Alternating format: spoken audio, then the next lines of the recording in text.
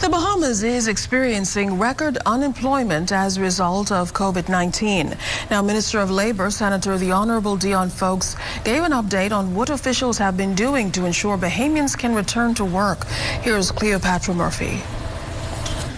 Minister of Labor, Senator the Honorable Dion Fowkes, says unemployment driven by the COVID-19 pandemic could sit anywhere between 30 to 40%, taking into consideration an unemployment rate of 10.7% pre-COVID-19. Fowkes says of a labor force of approximately 225,000 in the Bahamas, 55,000 people have applied for unemployment benefits during the COVID-19 pandemic. While a large percentage of temporary layoffs came from the hotel sector, at least one establishment, Italian restaurant Luciano's of Chicago, announced a permanent closure last week, leaving 72 without a job, but will more follow suit. Luciano's is the only business so far that we have been notified of a closure, a permanent closure.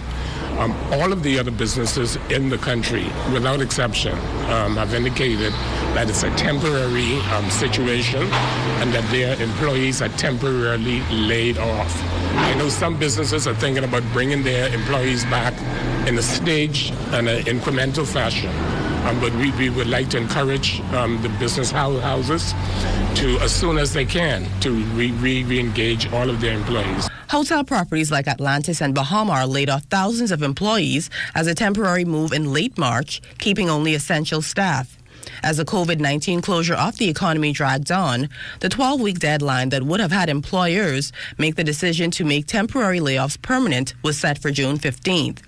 But on Friday, Prime Minister the Most Honorable Dr. Hubert Minnis signed emergency powers orders that extended the 90-day layoff period 30 days past the end of the emergency powers. The effect of that now, as of today, would be up until the end of July. The problem with that is the way how the Act is now constructed. There is a 12-week layoff period that is allowed. After that, you have to terminate. You have to make people permanently unemployed. That is something that the Prime Minister and the Cabinet decide was not good. We consulted the umbrella groups, both umbrella groups. We consulted the Chamber and some of the major industries in the Bahamas to decide exactly how to handle that situation.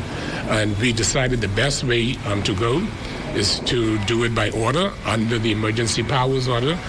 In the wake of budget cuts across all government ministries announced in the 2020-21 fiscal budget and the approaching Labor Day, the Minister of Labor thanked union leaders for cooperating with government during what he says have been trying times. We have had many discussions. Many of my colleagues and the Prime Minister, we have had many discussions with the various presidents, both here in Providence and in Grand Bahama.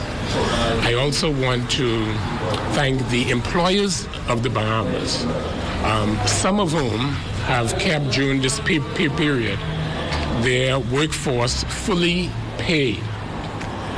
Some have kept them on for several months after the pandemic was declared, and many of them went beyond the call of duty. The Minister of Labor says the hotel sector is the only major sector that remains closed after more businesses, including gaming houses across the country, reopened Tuesday morning as part of the country's phased reopening process.